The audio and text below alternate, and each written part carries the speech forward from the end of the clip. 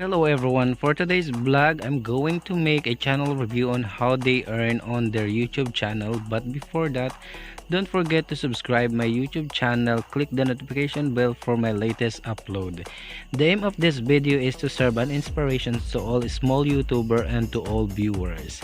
Disclaimer, all digits you see are purely estimated, and for the reference, I use Social Blade, a public website which anyone can check nor access the site.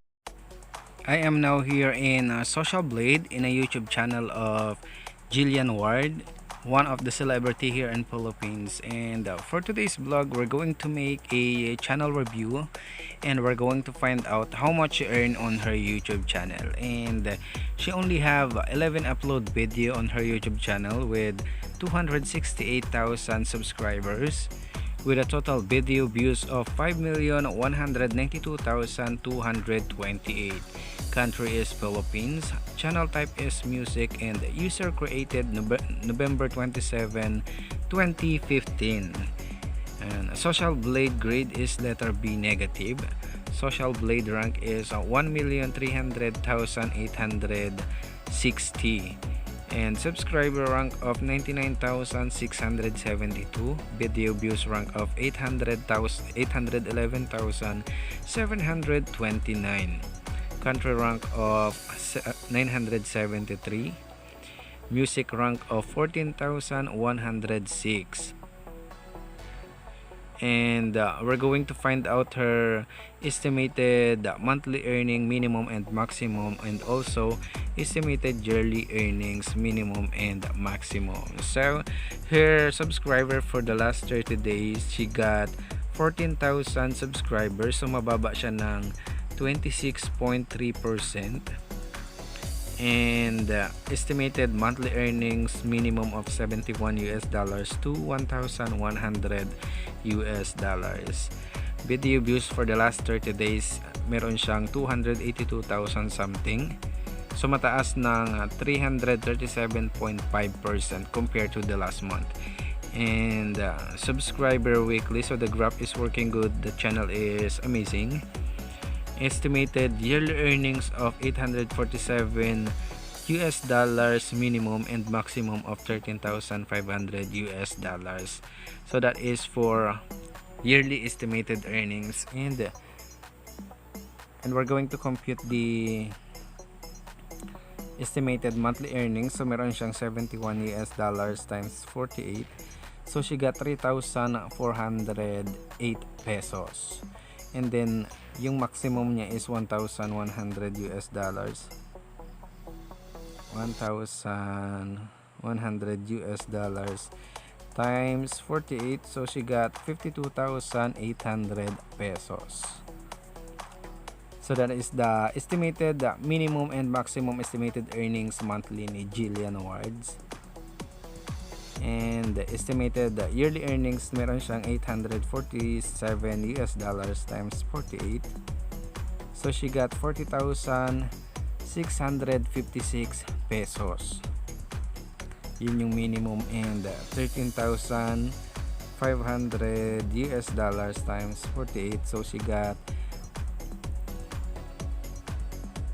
648,000 pesos. So malaki na din to guys, $13,500.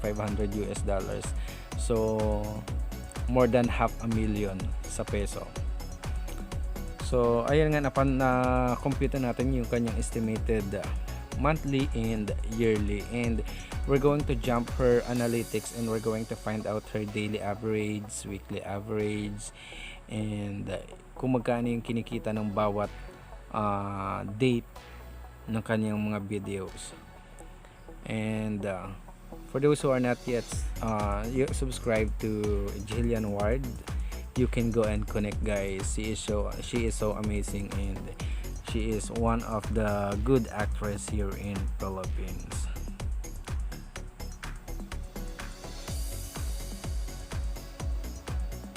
So marami din yung kanyang video views for the last 30 days, also ng kanyang subscribers. So we're going to jump on her analytics. So mabababa lang yung kanyang estimated earnings, and yung kanyang channel is made 2015 pa. So medyo matagal and madalang lang siya mag-upload. That's why. Yan lang yung kanyang estimated earnings. So in this page, we're going to find out her daily average, weekly average, and for the last 30 days dun sa pinakang lower part ng page na ito. So makikita ninyo dyan yung kanyang 467 subscriber who subscribed to her YouTube channel with 9,409 video views with minimum estimated earnings of $2 to $38 US. And yung weekly average niya is 3,200 something subscribers who subscribe to her YouTube channel with 65,863 total video views with minimum estimated earnings of $16 to $263 US. So malaki na ito guys. That is for weekly average.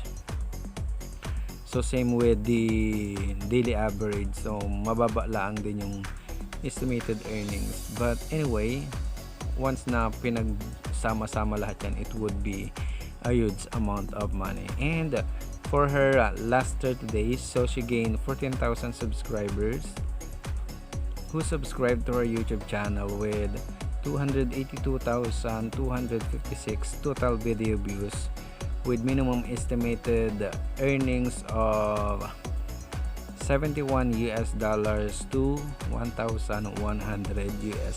So na-find out natin yan kanina doon sa taas and na-compute natin yan kung magkano yung minimum and maximum yung posible niyang kitain sa kanyang YouTube channel. Kasi ano yan, may range kasi, parang may bracket kumbaga.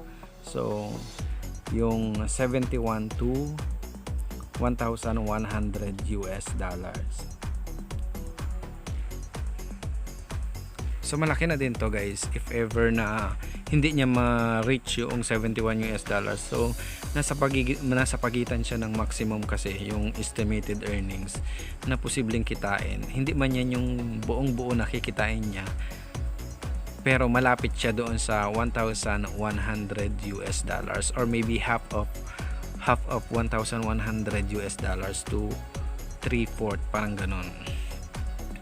And we're going to jump to the next page and we're going to find out the monthly gain video views and yung kanyang last March, last February, January, and last December. So andyan yung graph, yung dot. I-click nyo lang yan guys and magpa-pop up kung ilan yung video views niya nakuha niya sa isang buwan.